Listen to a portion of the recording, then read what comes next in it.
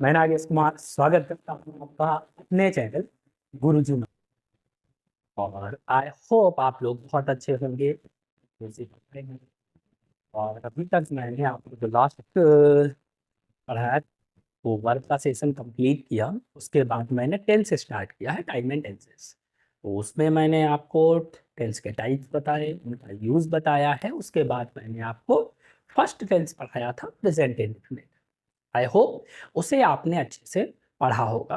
और इंडेफिनिट के ही सेशन में अगला पार्ट इसका स्टार्ट करते हैं आज, और वो क्या है, पास्ट इंडेफिनिट।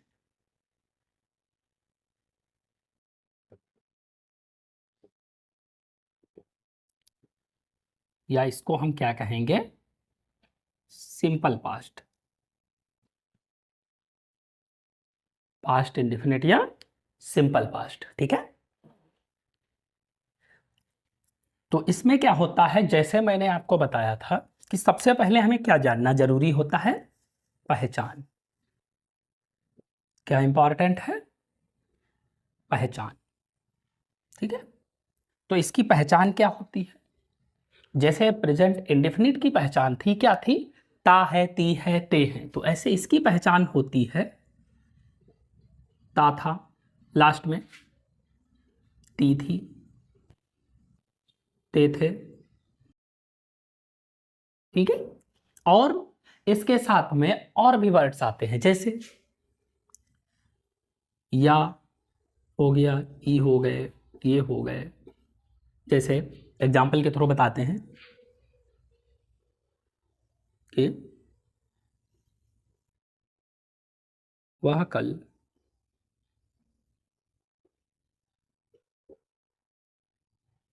मंदिर गया, ठीक है।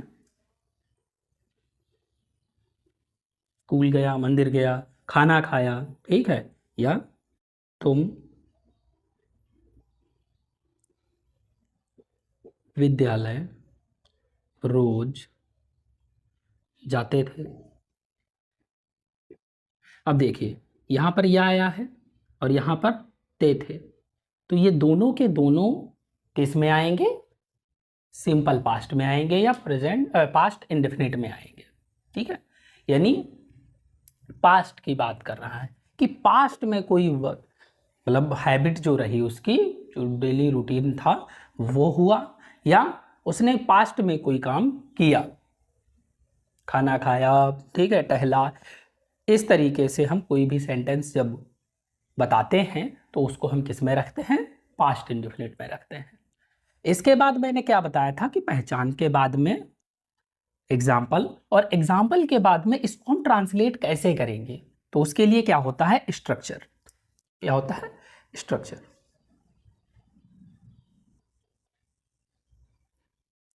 यानी हम इसको कैसे बनाएंगे।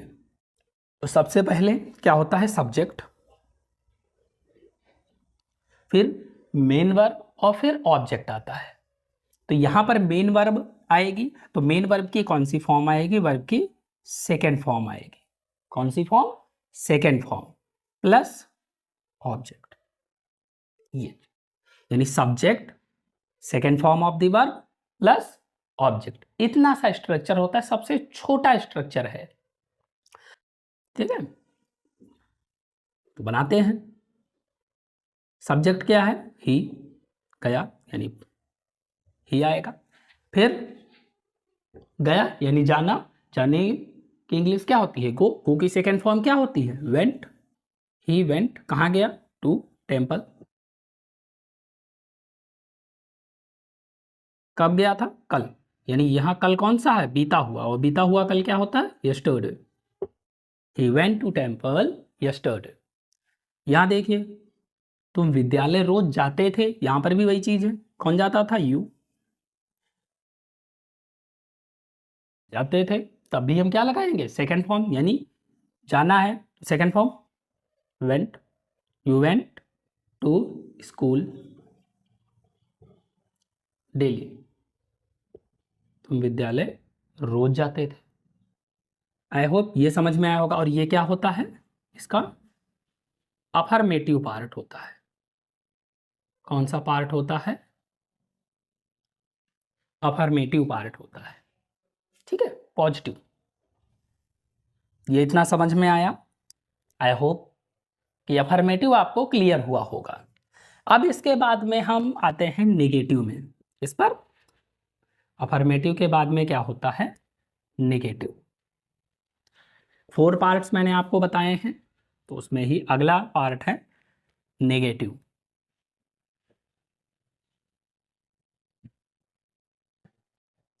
नेगेटिव, नेगेटिव में देखिए क्या जाता है, बस नहीं बढ़ जाता है। जैसे वह तुम्हें पसंद नहीं करती थी, ठीक है। और सेकंड रख सकते हैं, जैसे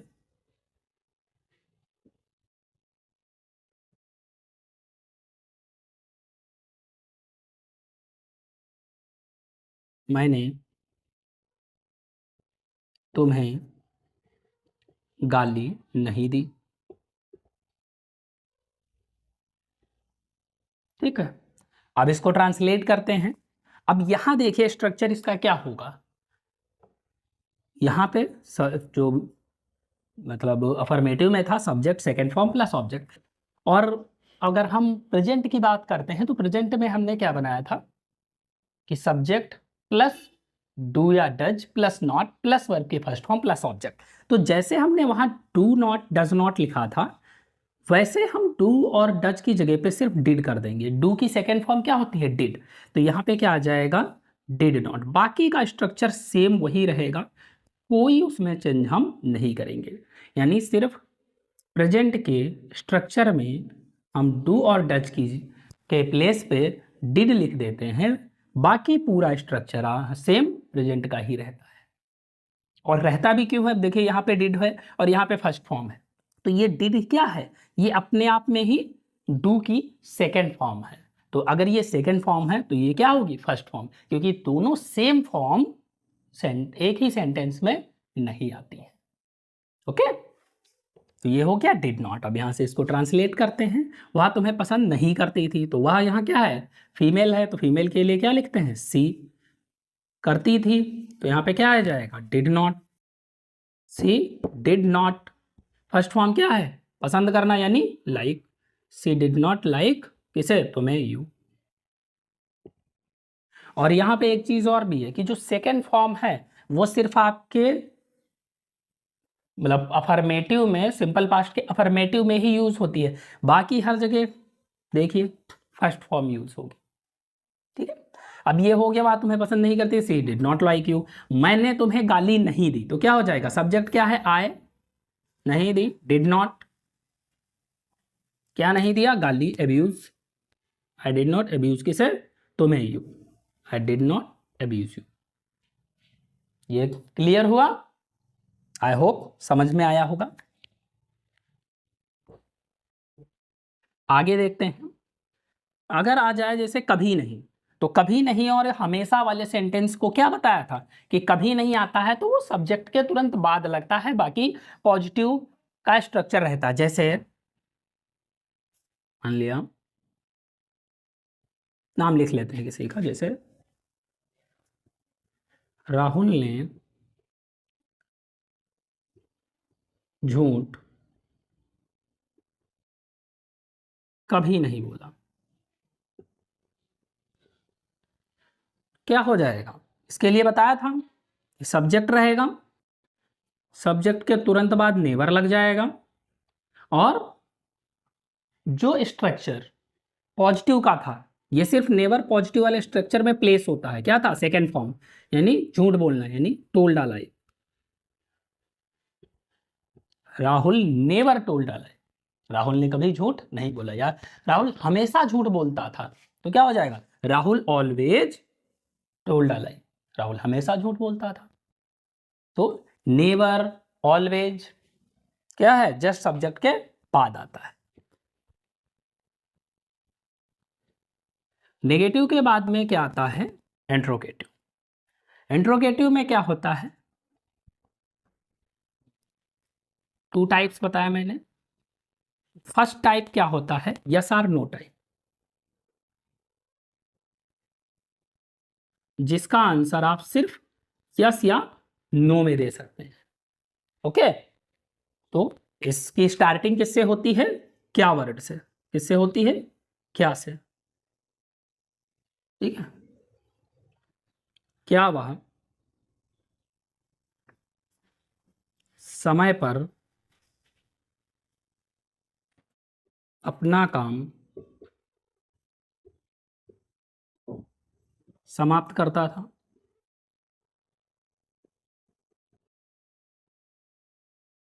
और लास्ट में क्वेश्चन मार्क।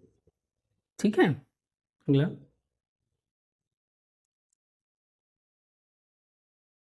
क्या तुम कल मेरे घर आए थे। ठीक है, यहां पर इसके साथ में था, थी, थे का भी यूज किया जाता है। ठीक है, यहां पर भी आए थे, गए थे कर सकते हैं। ठीक है, क्योंकि ये जस्ट पास्ट की बात बताता है।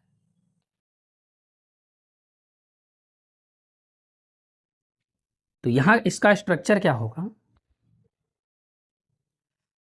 सबसे पहले जो हेल्पिंग वर्ब होती है उसको हम क्या करते हैं, पहले लिखते हैं। तो हेल्पिंग वर्ब यहाँ क्या है, डिड।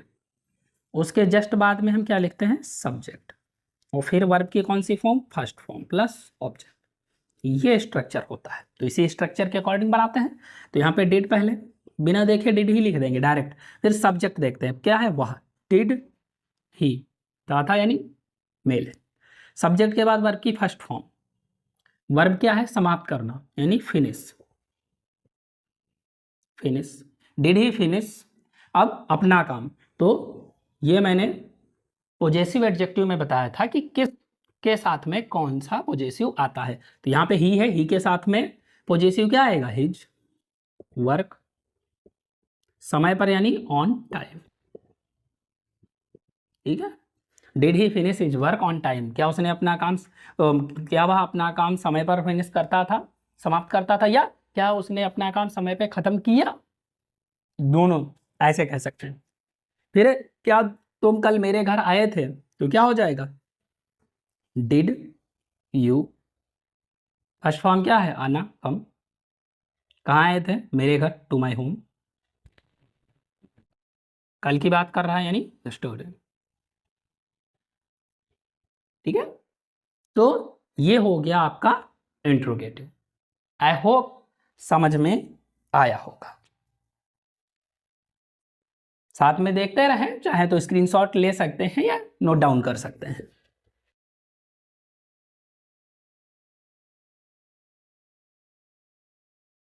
नेक्स्ट, अब इसी के साथ में अगर नेगेटिव भी आ जाए, यानी इंट्रोगेटिव के साथ में अगर यहाँ पे नेगेटिव आ जाता है, तो क्या यूज करेंगे, जैसे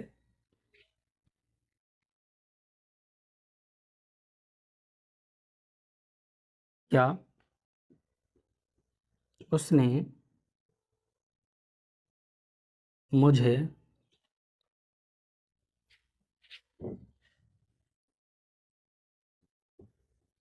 अपनी किताब नहीं दी। ठीक है, तो यहाँ पे क्या हो जाएगा, जब भी इंट्रोगेटिव के साथ में नेगेटिव लगा होगा तो नॉट का यूज हम करेंगे सब्जेक्ट के जस्ट बाद। ठीक है, सब्जेक्ट के जस्ट बाद में नॉट, उसके बाद में बाकी चीजें।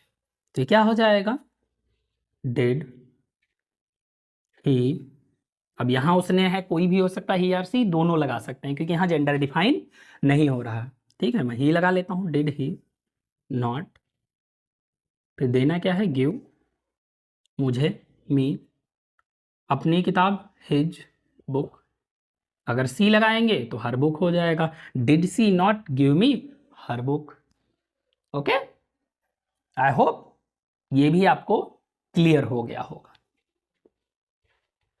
अब नेक्स्ट आते हैं डबल इंट्रोगेटिव, यानी ऐसे सेंटेंस जिनका आंसर आप सिर्फ यस और नो में नहीं दे सकते। Double interrogative. तो डबल इंट्रोगेटिव में क्या होता है, एग्जाम्पल में क्वेश्चन किया जाता है जिसका आंसर आपको कुछ ना कुछ वर्ड्स में देना होता है, जैसे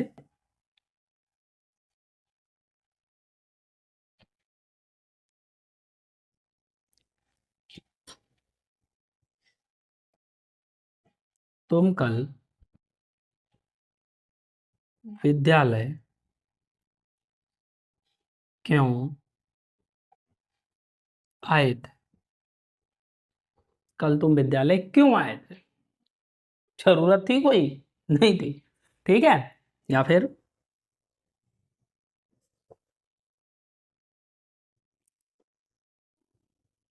वह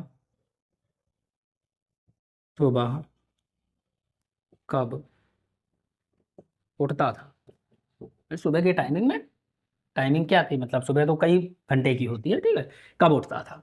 तो यहाँ पे क्या होता है, इस स्ट्रक्चर में आपको कुछ नहीं करना होता है, सिर्फ और सिर्फ इस डी को स्मॉल कर देना होता है। ठीक है, ये स्मॉल हो गया, और इससे पहले सिर्फ क्वेश्चन वर्ड ऐड कर देना होता है बस। बाकी स्ट्रक्चर जो आपका है वो सेम रहता है, डबल इंट्रोगेटिव में कोई चेंज नहीं होता है। बनाते हैं सबसे पहले क्वेश्चन वर्ड क्यों, वाई, फिर डिड, सब्जेक्ट यू, फिर वर्ब की फर्स्ट फॉर्म कम, कहाँ, ऑब्जेक्ट क्या है, टू स्कूल। मतलब ये ऑब्जेक्ट पार्टी, मतलब ऑब्जेक्ट कॉम्प्लीमेंट है, इसको ऑब्जेक्ट मत समझिएगा। ठीक है, ऑब्जेक्ट कॉम्प्लीमेंट मतलब जो ऑब्जेक्ट के प्लेस पे आ जाए, उसको सेंटेंस को कंप्लीट करता हो। ऑब्जेक्ट तो आपको पता है कि व्हाट या whom से मिलता है। कम टू स्कूल कब, yesterday, question mark. Okay, next देखते हैं, वह सुबह कब उठता था। तो कब की इंग्लिश क्या होती है, व्हेन, फिर डिड, सब्जेक्ट ही, उठना get up in the morning,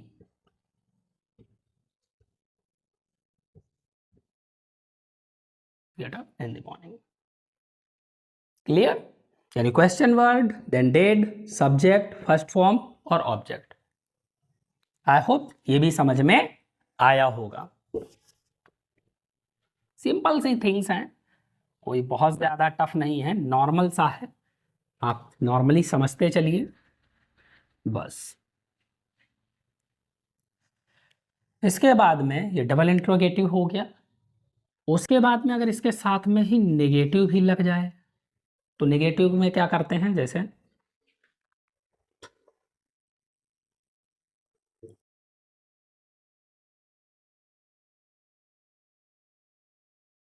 Rahul के पापा ने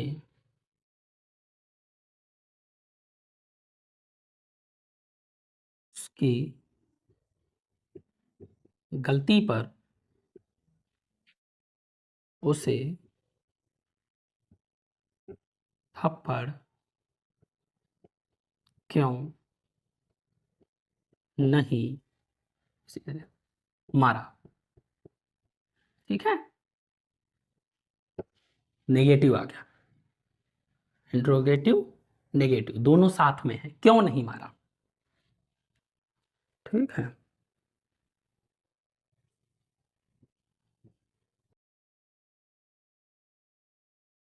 अध्यापक जी ने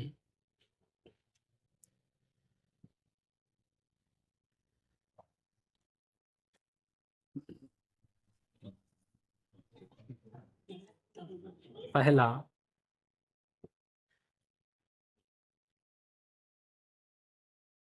चैप्टर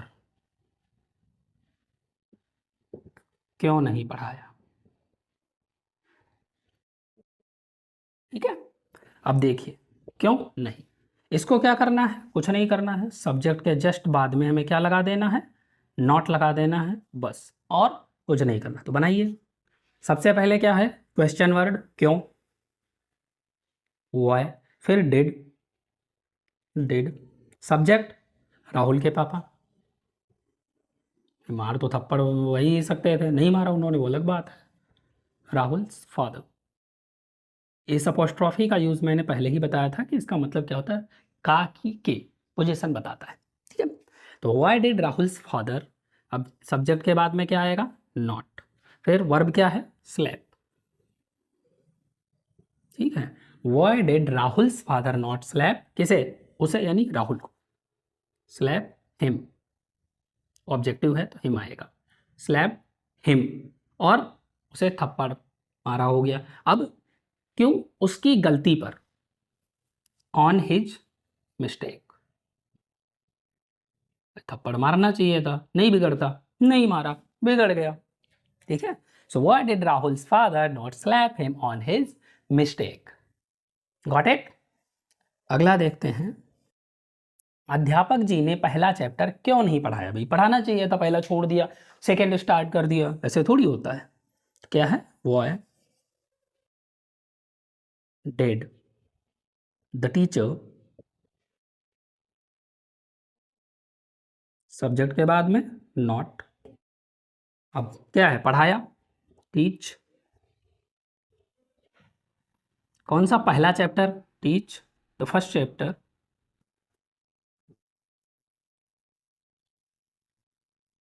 फर्स्ट चैप्टर,